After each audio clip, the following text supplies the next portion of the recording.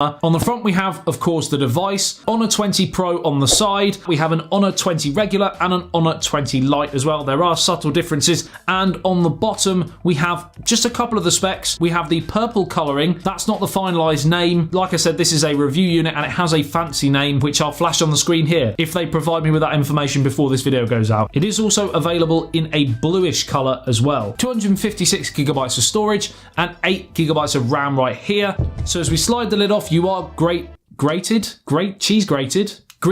is the word I was looking for. We're greeted with the actual device. And as we slide that off and take some of the stickers off, straight away you can see that wonderful gradiented purple color, something that's ever present in the smartphone market right now. Kind of started, I believe, by Huawei, and Honor is a sub-brand of Huawei, but loads of different brands are doing this now. The rear design comprises of 3 different layers. We've got a glass layer, a colored layer, and a depth layer. And underneath we have our SIM ejector tool, and inside we have nothing.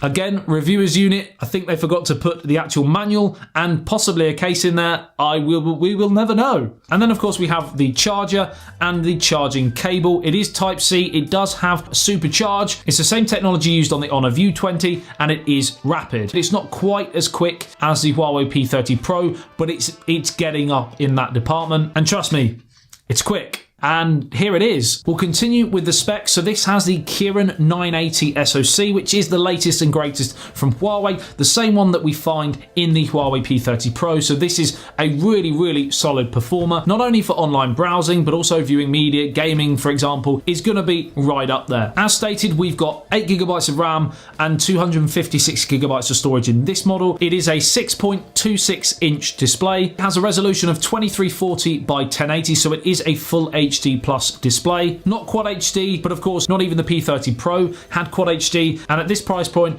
I expected it. It is LCD and not OLED, so if that's important to you, if you want those really rich deep blacks, then you might have to look elsewhere. It is still a very, very nice display though. Of course, talking about that display, we can't not talk about the fact that it is one with a punch hole cutout. Again, this will divide people. I actually quite like the punch hole cutouts, far better than the notches. And if you're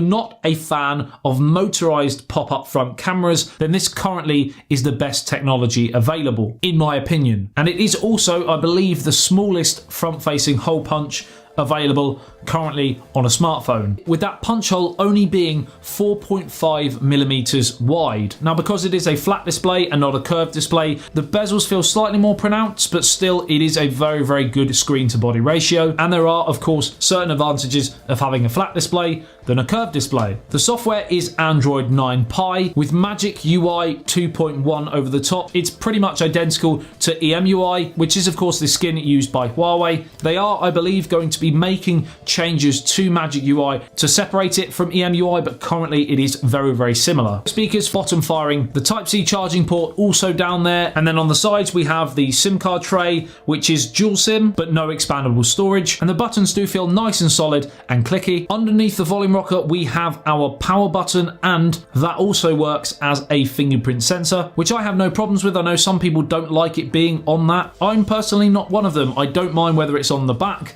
on the side, or whether it's on the display, as long as it's quick. And again, I'll go into more detail in a full review. One thing design wise on the rear we haven't touched on is of course the camera arrangement. It is a raised section, so will wobble on a table, for example.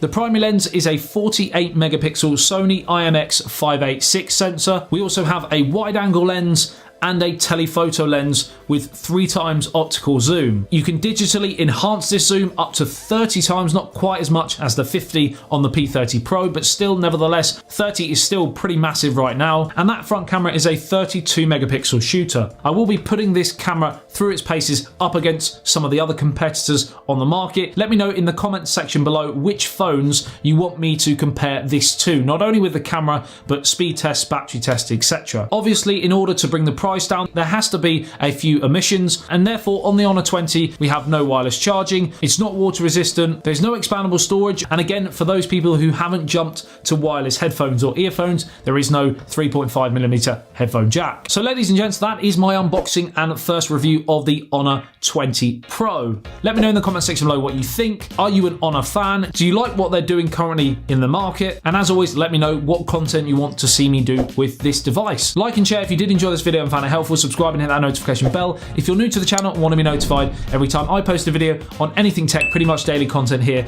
on YouTube. I love you and leave you. I'll see you in the next one. Says BYT. Peace out.